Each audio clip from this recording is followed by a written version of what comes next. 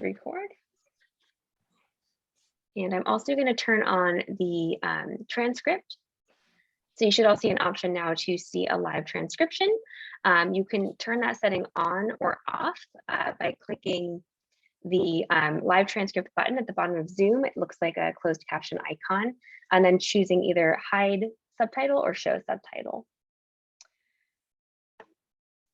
Okay, so I am so glad to introduce Andrew. I don't want to mispronounce your last name, Andrew, so I will let you say it. And Andrew is here with us from Planning Across the Spectrum, and is going to be giving us a thorough overview of pathways to college planning, focusing specifically on financing. So Andrew, please feel free to take it away. So my name's Andrew Komarow, certified financial planner. I have a few other letters after my name as well. I think it's like 57 last time I counted. So this is, I try to make this presentation a little fun and entertaining and also practical. You know, when it comes to the finances for college, on one hand, it's really complicated. On one hand, it's also not so complicated. So I'll go through that. I try to make it fun. I really encourage questions. If you want to type them in the chat, I'll try to keep an eye out, but if Jessie sees them, she can interrupt me. Again, our firm, so I'm autistic, so is over half our staff. We speak around the country, Able Accounts, financial planning. College planning is one that I did in person with some high schools before the pandemic, haven't done it in a little while. So it was fun to update it and ask to do it and tweak it a little bit. And again, try to make it, you know, practical.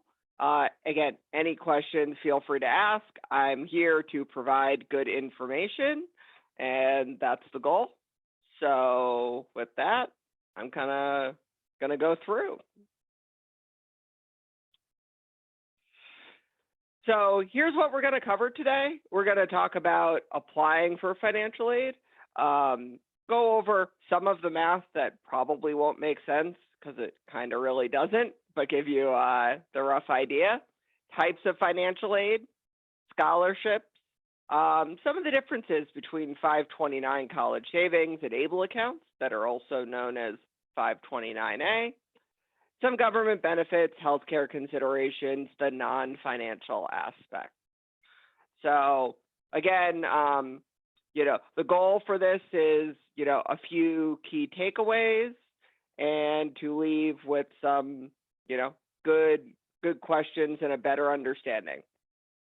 So when it comes to applying for financial aid, there's two financial aids. There's FAFSA, and there's also the CSS profile. FAFSA is the main one. That's free application, school financial aid or student financial aid, I think. That is essentially everywhere. And you always, if you take away one thing from this, you need to apply for the FAFSA. It doesn't matter how, you know, rich or poor you think you are. It doesn't matter your status. There's no reason for anyone to not apply for the FAFSA. It does not exist. You need to apply for the FAFSA. And the CSS profile is by a lot of for private colleges, although lately we're seeing more and more private colleges not requiring the CSS profile. Think of the CSS profile as a little smarter, and think of the government FAFSA as not as smart. There's certain things that are hidden from FAFSA and a bit automatic. For example, retirement accounts are excluded as an asset. And we'll go over some of those details. But when it comes to the CSS profile, that's one where they don't have any of those rules.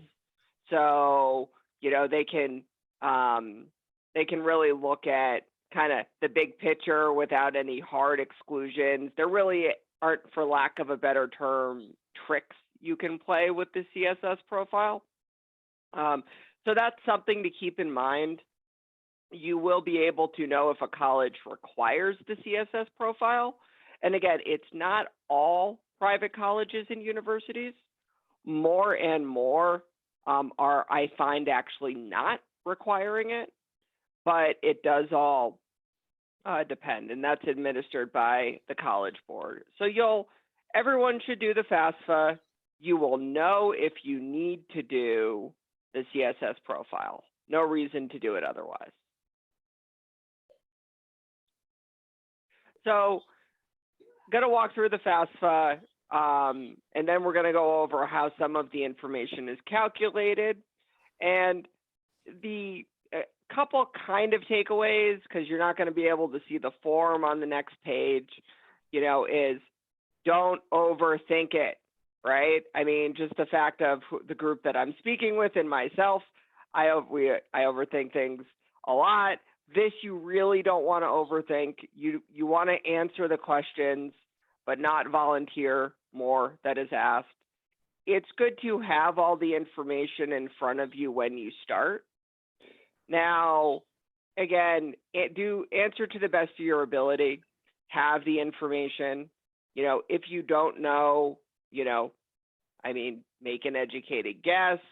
But again, don't overthink it. Don't try to be too honest, essentially. If it asks a question, then answer the question. Don't say an inheritance you might get, or something you might have, or something that you kind of consider yours but isn't in your name.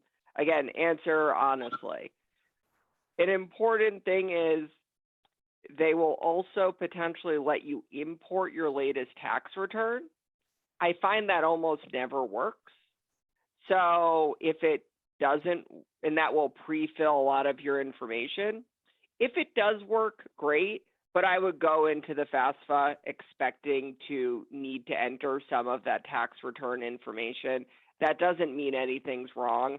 It's just one of those things that I found is about a coin flip with working. So you can't see this. It's way too small. I don't even know why I showed this image of this graphic, but here we are. And, steps for completion. Enter what's required. Note any special circumstances.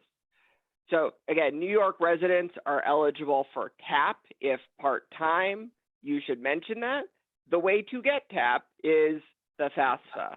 So if you listen to the thing I've said in the beginning, and I'll keep saying, always do the FAFSA, therefore you will get what you are entitled to, right? It's not, again, just about the money that you think you may not be eligible for grants. We'll get into, there's a lot of different types of money that exist.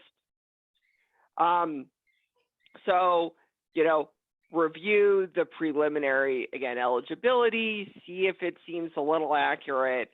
Definitely save a PDF copy for your records.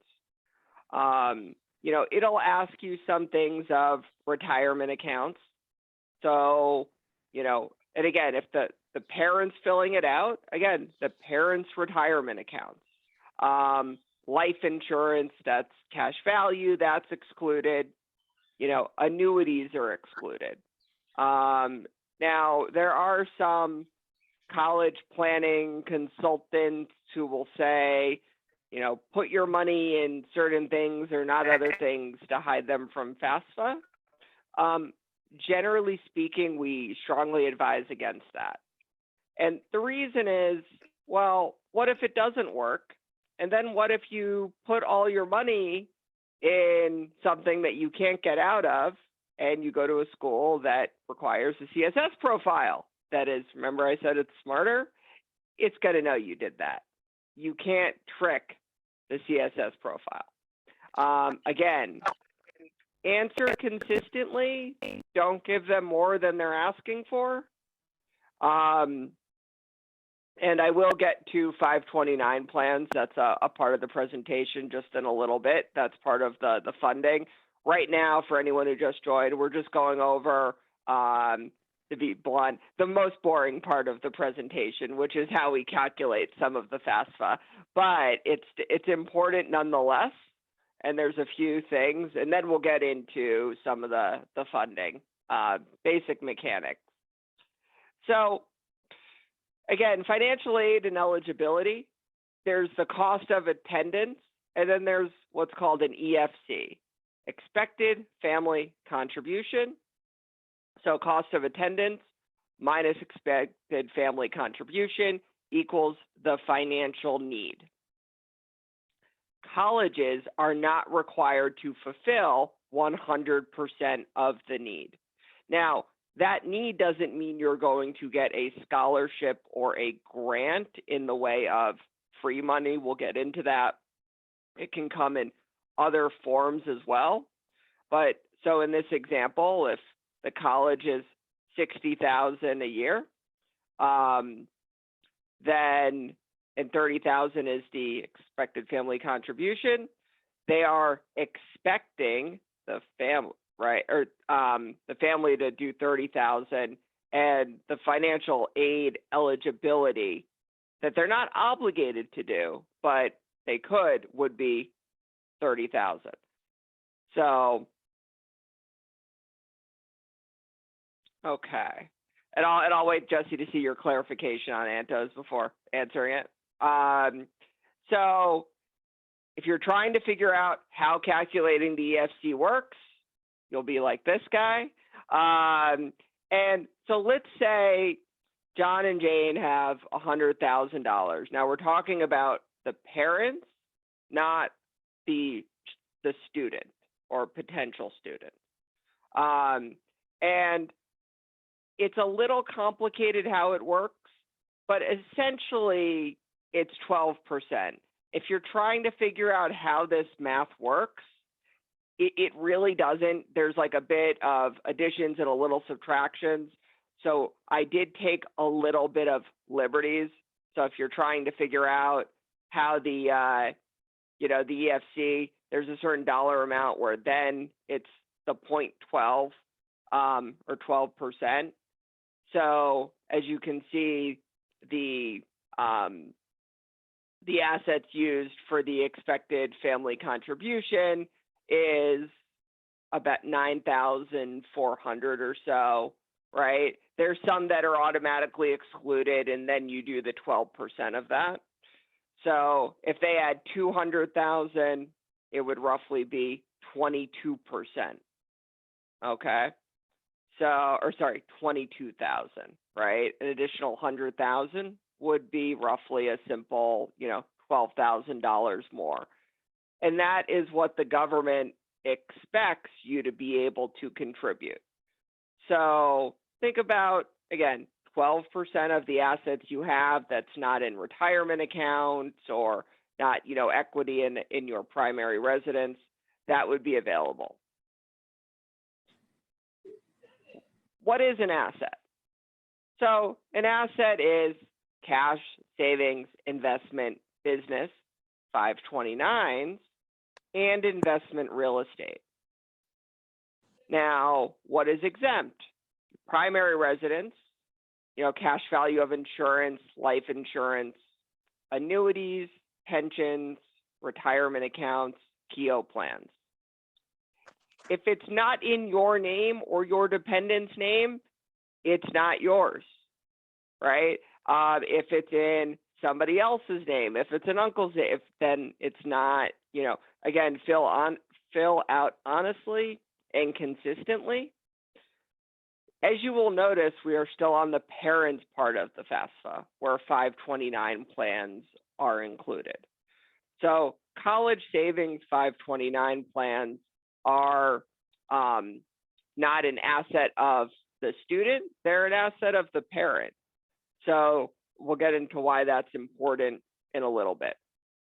I want to reiterate, it is not a good idea. If it may be tempting to say, why don't I use some of, the cash and savings to, pay down the mortgage on the house, for example, right? Then you might be eligible for more FAFSA. Generally, we strongly recommend that because, as I said before, CSS profile, everything is counted. What if you do that and then for some reason there is not the money available that you think there was? The money is tied up. So although there are some rare circumstances where this can work and have an impact. One thing that we find is that there's also, again, the income component, which we'll get to. So again, I just want to reiterate that. So child assets. Does anyone remember this movie? I mean, I haven't seen this movie in like 20 years. I don't know, Jesse, you remember? I have. Okay, I haven't seen it in like forever, but I was looking for a good, image, and I'm like, okay, here we go. So John and Jane saved $20,000 for their child Joe in UGMA. They can also be called UTMAs. That commonly they were opened at, a bank. You're usually the grandparents. They're in the child's name. It's pretty simple. It's 20%. So $20,000 in the individual child's name would count as $4,000. Now, so again, now we're at step 3. There will be a test at the end, so I hope you're keeping notes. Just kidding. So here you go. You have the parental income minus their taxes. That's why some of the numbers didn't make sense. We used some of what somebody pays in taxes and then the multiplication, again, to all kind of get this rough round number as an example. So John and Jade make $100,000. They paid $21,000 in taxes. The formula, $20,000 is added to the expected family contribution. So moving on. So then student income, there's the first $6,300 is excluded. So if you make less than $6,300 working as a student, none of that's going to be counted as the student's income. It's very important to, so if you were following along with some of the math, the income on a FAFSA really hurts a lot more than having the assets. So generally speaking, if, depending what state in the country you live in, 100,000, you probably don't have 20,000 left over, to contribute towards college.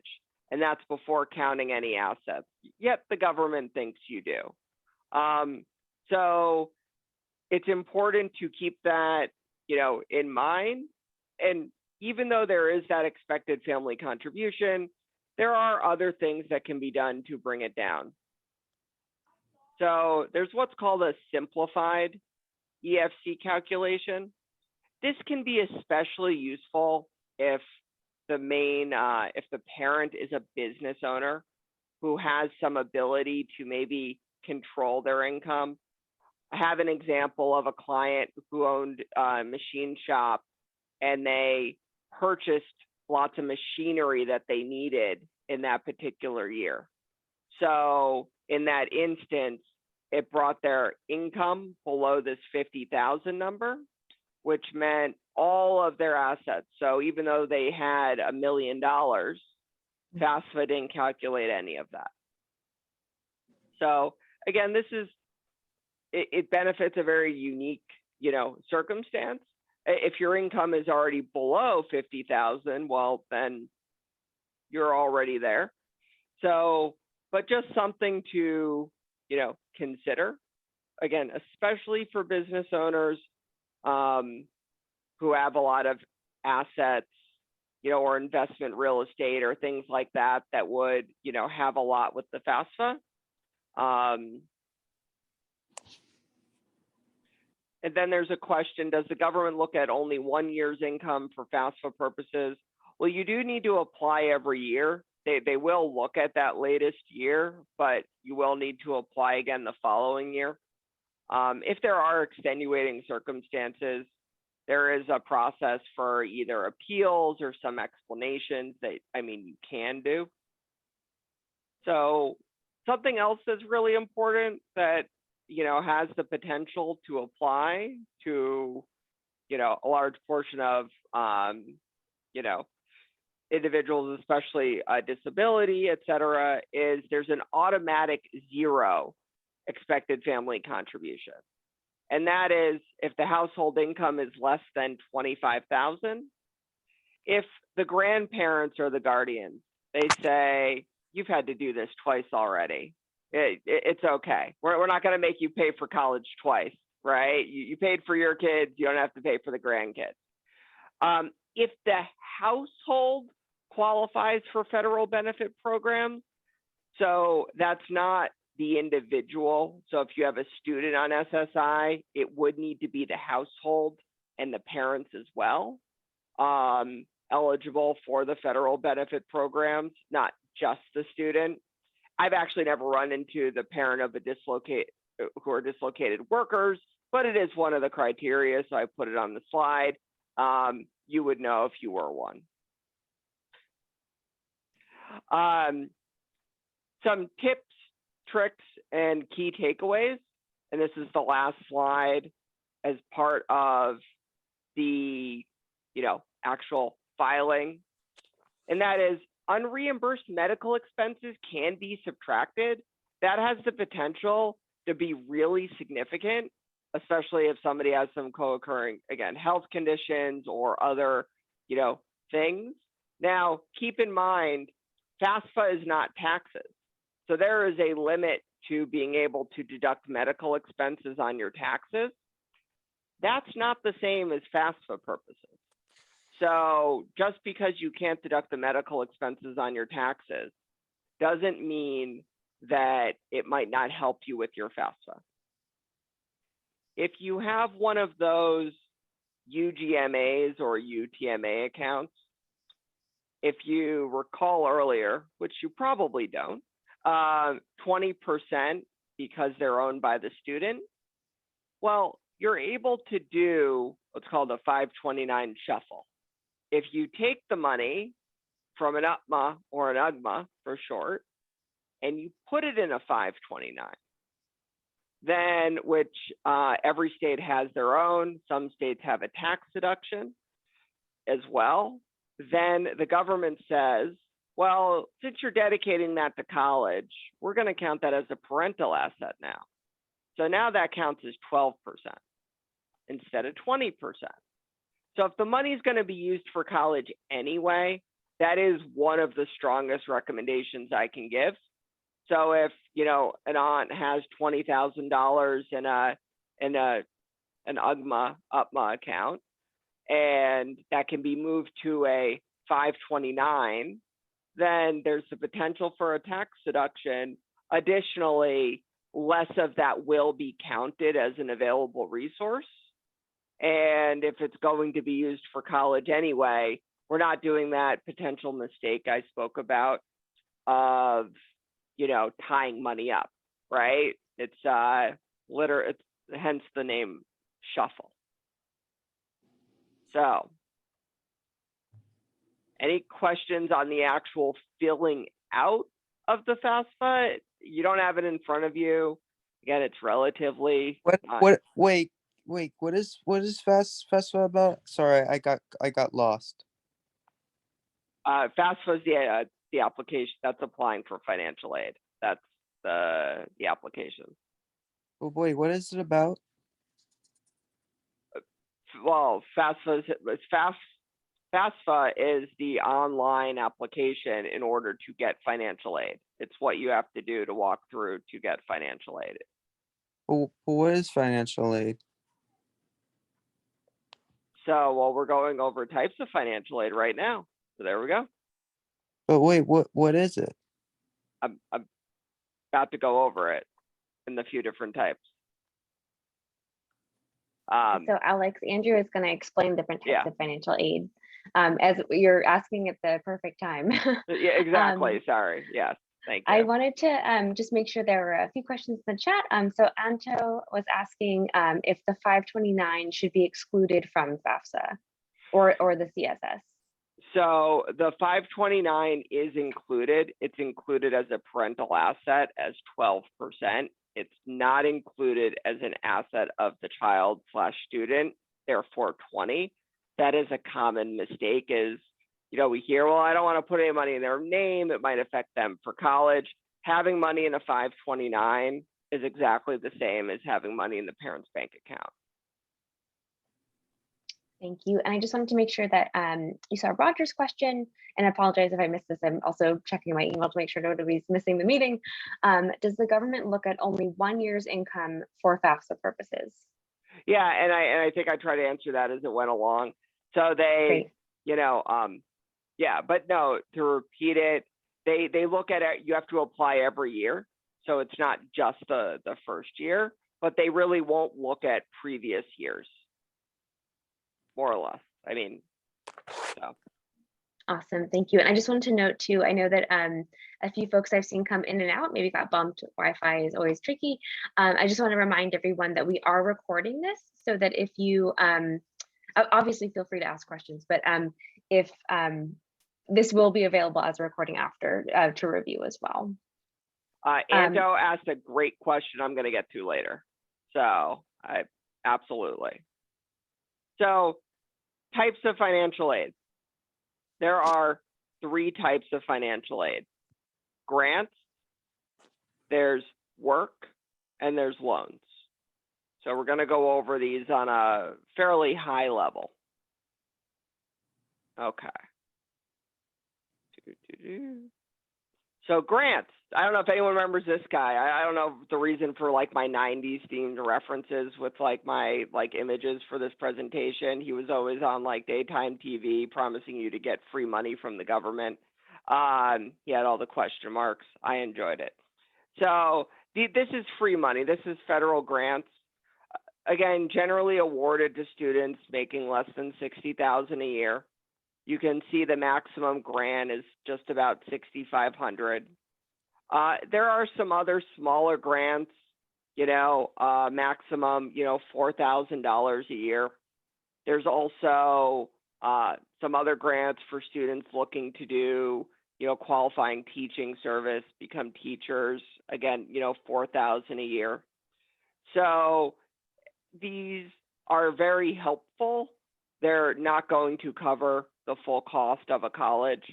If you are eligible for them, that is great, and you should get them. But the income limits, are fairly low depending where you live in a country and for, again, a family. So, but every little bit does help. These are grants. You don't have to work for them. You don't have to pay them back. They are yours.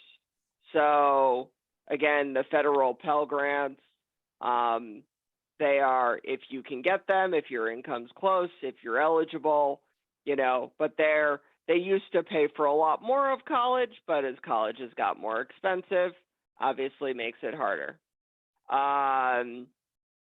And Roger, you are right. I did a greater, I did a greater than instead of a less than symbol. I would like to say it was just a test, but nope, I missed that one. So thank you very much. So borrowed money, there's way too much text on this page. I definitely did not want to put as much as I did, but I wanted to say there's, again, a few different types of loans.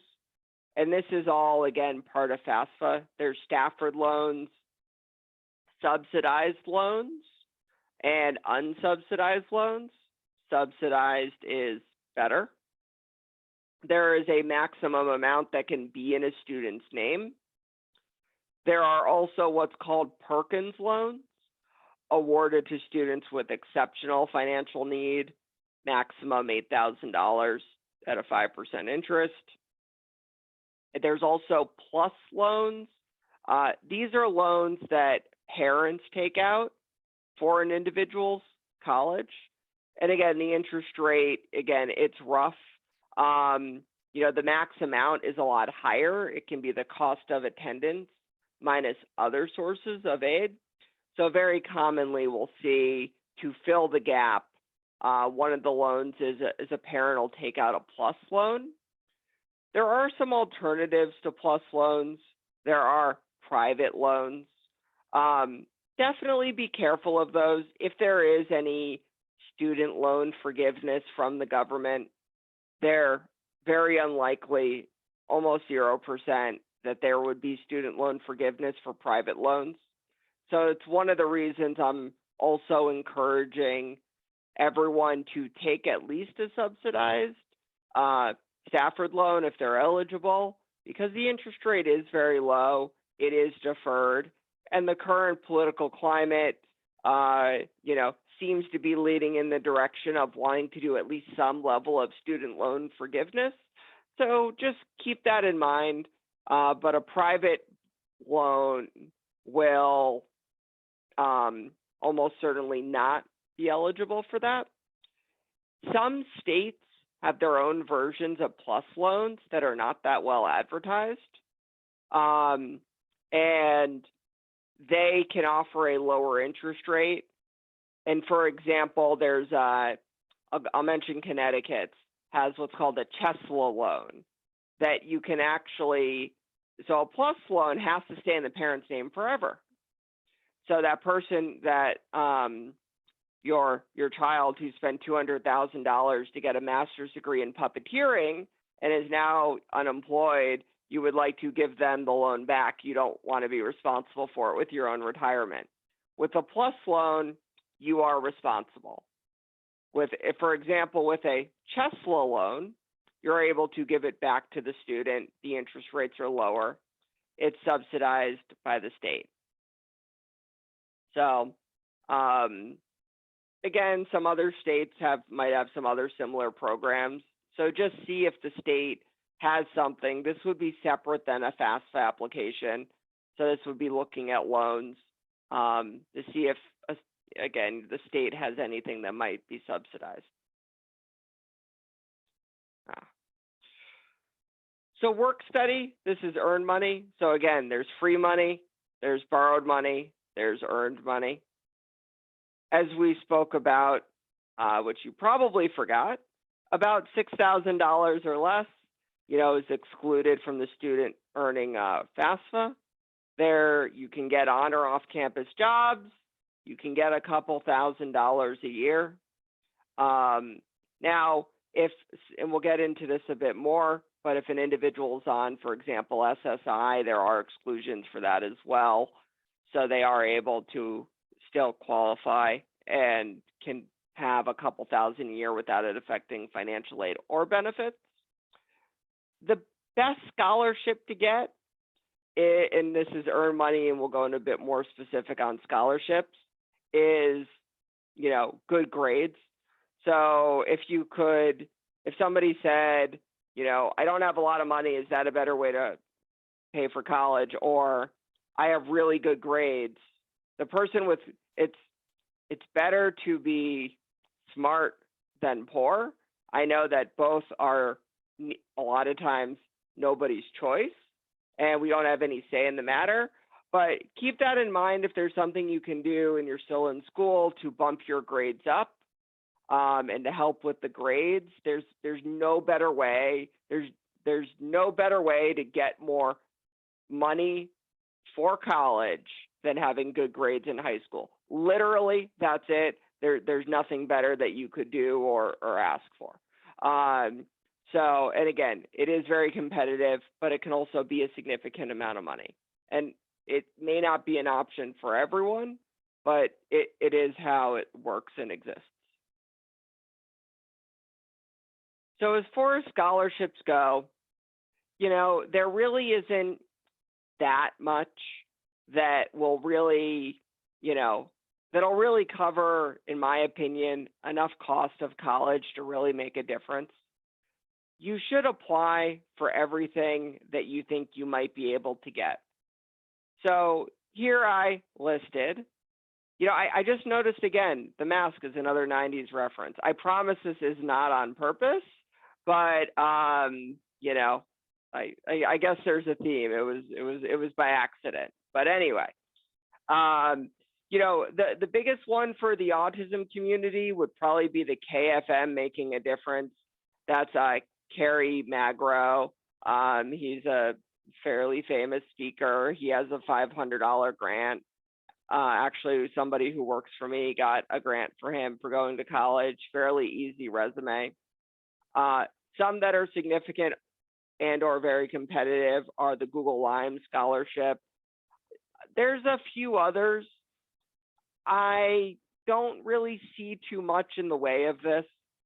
I actually think if, especially neurodivergent population, this is not the type of scholarships that you're more likely to get and go after. And as you can see, don't get me wrong, I would love $1,000 right now, but if you're talking about college being $20,000 a year for 4 years, right? There's so many other costs that I would look into the college equation with, can we, look at the scholarships as extra money, make all the numbers work without necessarily any of these scholarships from any of these third-party places. And if you get them, fantastic, but I wouldn't plan or count on them.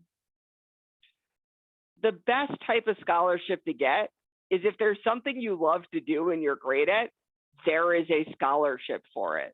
I have some really fun examples on the next page. I knew a few, but then I checked for a few more. And I'm not exaggerating, like making candy to studying potatoes, right? If we use the term special interest, right? And something that somebody loves to do and they're obsessed with, that is the best scholarship you can look for, right?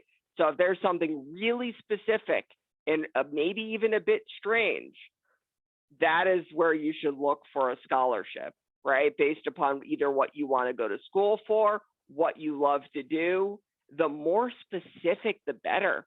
I mean, if you think about it, there's a few million young adults with autism, right? How many people know how to speak Klingon, the language from Star Trek, right?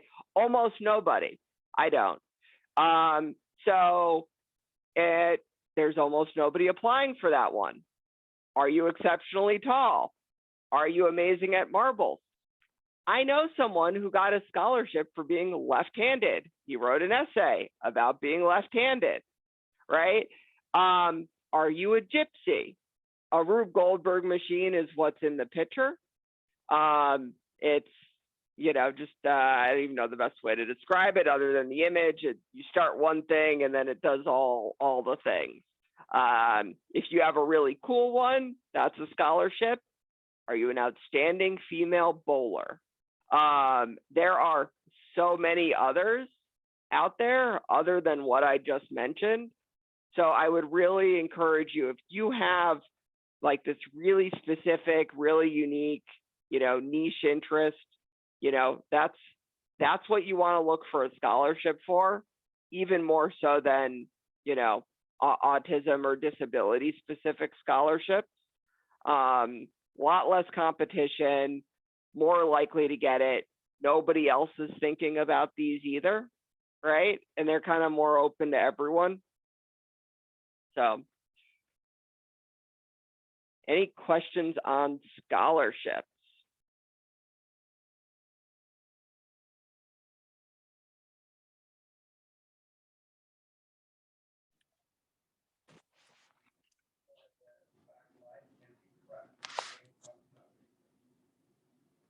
Okay. Well, I think Alex, So, did you have a question? Sorry, I think I see a hand up. So scholarships can help you earn and raise money, if I'm correct. That's right. Specifically for college, yes. yep. Okay, thank you. Yep. So 529s and ABLE accounts. So college savings accounts, ABLE accounts, I'll get into in a moment. Traditional college savings, every state has their own.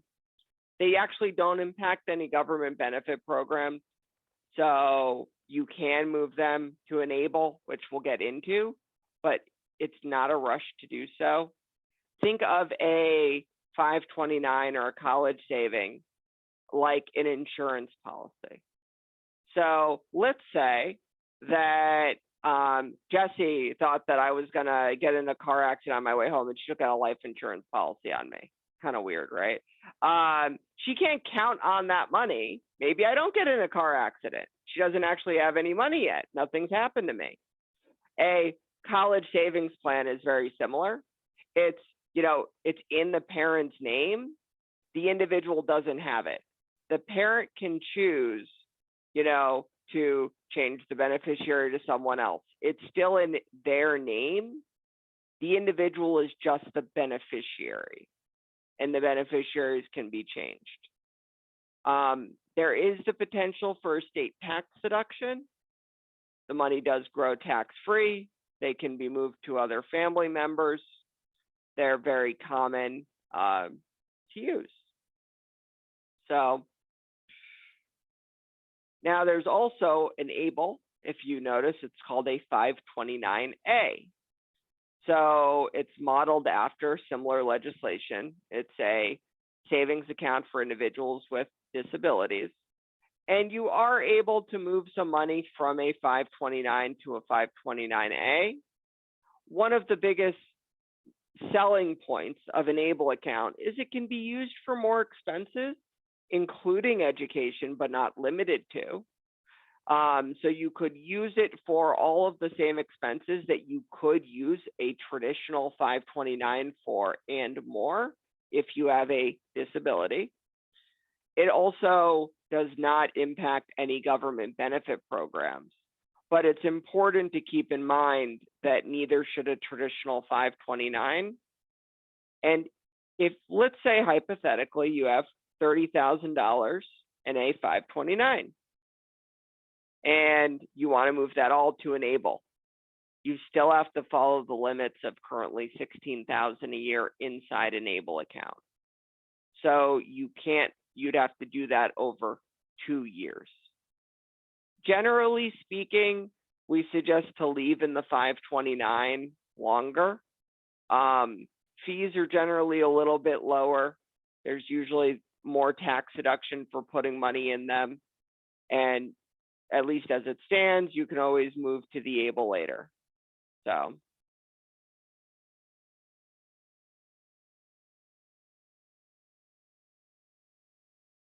Okay. Kind of went over this, so I'm just skipping it. I spoke about this already, so I'm also just skipping it. Okay. Little bit high-level overview of some government benefits and just especially how they might apply to a student. There's a student earned income exclusion for SSI. I find this especially useful for an individual receiving SSI who might be going to like a trade school or an apprenticeship or something where they're doing work while in school, and they can exclude, up to $2,000 a month, up to $8,230 a year from SSI. Usually SSI is much more complicated than that before it can start affecting benefits. But if you are a student and you're able to go to school, well, and if you remember from the FAFSA, if you make under $6,500, that's excluded from the FAFSA as well. Basically, the takeaway is, if you're a student in school, go to work and help pay for it. That's kind of the incentive here. So one thing I wanted to mention, and this is just something that we run across quite a bit, health insurance is really complicated for literally everyone in the country. I was going to say the planet, but it's really the United States. And if an individual, whether they're on benefits or not, it is important to evaluate health insurance. An employer's, the parent's group plan may not make sense if the student lives in another state. Some insurance plans are very specific to the state someone's in. Sometimes the college will offer a plan to the students. Medicaid varies state by state. And again, individual marketplace to student purchasing on their own definitely is an option. This is a great example of, just because you can do something doesn't mean you should. So we run into this not just when I do dumb stuff on the weekend and my wife yells at me, but also when I see parents keep their young adult or the student on their health insurance longer when they already might have, Medicaid or Medicare or, other options from the school as well. So, it's good to look at and evaluate what may or may not make the most sense. Just because your employer says you can keep them on doesn't mean it's the best option. It might be, but it's important to keep that in mind and how it differs from state to state. Again, systems are complicated. It's okay to say no to resources that are available. I remember a consultation with a young man in New York, and he was getting some budgeting financial help from somebody who was worse than he was at budgeting. It didn't matter that the state was helping pay for the service. It wasn't helpful. If anything, it was harmful. Sometimes, some services can be good, but one thing that we run into quite a bit is that, a school might say, you can have this or you need this, and well, maybe you don't need that. So sometimes having, too much support and hindering independence can, be more harmful than helpful. You want to take advantage of everything you have available, 100%. But at the same time, you want to make sure that it's useful, and everyone's situation is unique and different. So no two situations are the same. Somebody asked, at what time in the application process should you apply for scholarships? So a lot of scholarships will probably want a FAFSA completed. So I would do the FAFSA, and then I would look to apply. If there's a specific scholarship, they should have that information in their deadlines online or part of the application. But I would generally say I would look to do when you do the FAFSA, because they may also ask for a lot of that information or the FAFSA itself. But don't take my word for it and then miss a deadline. I would just double check, but I think that's a good rule of thumb. So I think this is the last part that I have. We only have a few more slides, and then I can take some questions. Looks like I did pretty spot on for about the hour with some room for questions. So the non-financial aspects. So, hey, here's a movie from not the 90s. Okay, so, can you drive, right? Taking a look at, if somebody's living either close to the school or not close to the school, transportation, getting around, meeting needs on campus or off campus. It's really important. It's really under talked about is, again, access to transportation. And, where do you want to live? I consider getting to, away to and from school. Do you want to live far away? Do you want to live just close enough to home? Maybe like 2 hours. So if you really need your parents, you can call and beg them for something, yet at the same time, they're not going to just pop by and embarrass you. Probably something like what I consider a safe distance is probably ideal. And then you have, or you could be like my younger brother who just moved as far away to the other part of the continent as he could. That works as well. But really consider also, community and support. I do want to just throw this in there. Legally, if you require support or assistance at college, you're able to authorize your parents to speak or authorize somebody to speak. That's absolutely not a reason to do guardianship or conservatorship at all. There can be valid reasons, but that's simply not one of them in itself. So you could have it where if students away, at college, and I mean, this happens whether you have a disability or not. At 18, you get in a car accident at college, you go to the hospital, or not even a car accident, just something happens on campus. The individual's 18, the hospital won't talk to the parents, right? That's legally how it is. But it's simple to get, a document essentially granting permission to be able to speak to the parents. Again, legally, it means guardianship or conservatorship. The individual can't make their own decisions. That doesn't mean that they can't make bad decisions.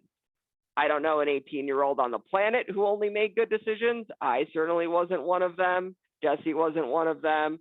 So keep that in mind. Teenagers, 18-year-olds, young adults are young adults with or without a disability. And side note, the girl from this actually sold an NFT for a few $1 million last year. I don't know if anyone heard of that, but like, congratulations. If you don't know what an NFT is, it's essentially a like baseball trading card for rich people digitally. This is a simple explanation. But anyway, the girl from this did get like $1-2 million for selling like an NFT of it. I was impressed. So you could also, you know, take lots of pictures of your kids smiling with a house burning down with hopes to maybe sell it later. I am the only one who thinks this image is funny and it's relevant to the conversation. It's find a program that's right for you. So in this, I have pizza and I have pineapple, which I say don't go together, but some people disagree. It's a big debate. My point is, some things work for some people and not for others. Back to scholarships, very similar point of view. It's way more important to find a school that is your passion, that what you love to do has great, you know, is a great atmosphere for what you want to do and what you want to learn, rather than being neurodiverse or autism friendly or having a special program. You know, if they're, you know, if you can be around doing what you love to do, right? I mean, that's going to be just a million times better than, you know, a program where you're simply around people who share, you know, how you think, for share what you know, love to do, right? So it's definitely want to start there. What is somebody passionate about? What do they love to do? What do they want to go to school for? And like anyone else, you look for the best college for that. Don't start with the best college unless it's TKU for somebody who might be neurodiverse. But if I was very interested in something completely not tech, then again, it doesn't make sense, again, to go, you don't want to learn about something that doesn't interest you or that doesn't make sense. That is really important. I find that when anyone, right, is doing what they love to do, you know, they're much more passionate about it. I'll say me, I didn't graduate high school. I have a GED, barely passed the writing. I have a lot of letters after my name. I have a master's degree because it's all about something that I love to do and I have an interest in. Ask me to write a paper on literally anything and I can't or won't. So lucky I was able to finance. There's another question. Can a person be the beneficiary of a 529 account at the same time as the owner of an ABLE account? The answer is absolutely yes. You are only allowed to have one ABLE account as an owner, but there can be as many 529s or be the beneficiary as many 529 plans, you know, as you want. So the answer is yes. I'm just going to go to the first or second slide just with my information on it because we're done. But if there's a few more questions, I'm here.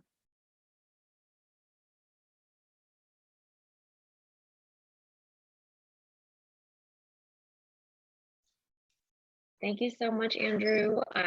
Very informative. And yeah, I would invite folks, you can free to ask them in the chat.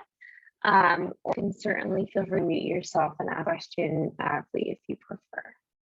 And if you have a question and you email Jesse, if you forward it to me, I'll answer afterwards. I gave you permission to share the slides.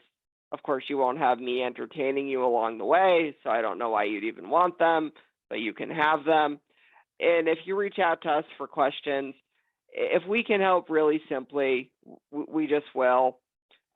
We probably won't charge. We really don't charge for it. I mean, and again, we help people plan for the future, like well beyond this. I didn't even talk about what I do. Again, I'm just here to provide good information. So we help with all of the planning for years after, down the road, and I don't know, tons of boring stuff. But again, so investments, insurance, the whole putting it all together, college is really just a small part of that. So, and thank you for the messages saying I was a great entertainer. You made my ego bigger. My wife will not like that, but I super appreciate it. I'm sure she will. So, no, my ego's high enough. No, she doesn't like when I'm on an ego boost, right? She says I don't need it. So.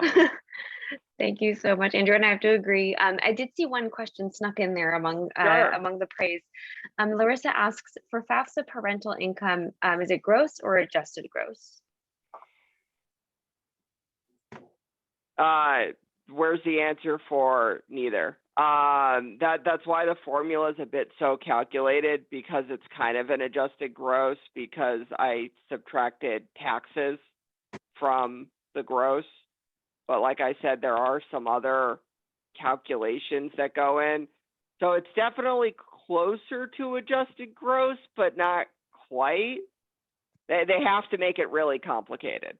But go with that it's closer to adjusted gross than to gross. It's a good question. At least you don't have to calculate the FAFSA, and they do it for you. So, I mean, at least there's that. There's the formula they have. So, I mean, again, it is going to be what it is, right? There's very few situations where it makes sense to really try to get that down. So. Awesome. Well, thank you again, Andrew, so much. This was really informative and awesome, really fun, which is not usually the case, I think, with financial presentations. So I think that's much appreciated by us all.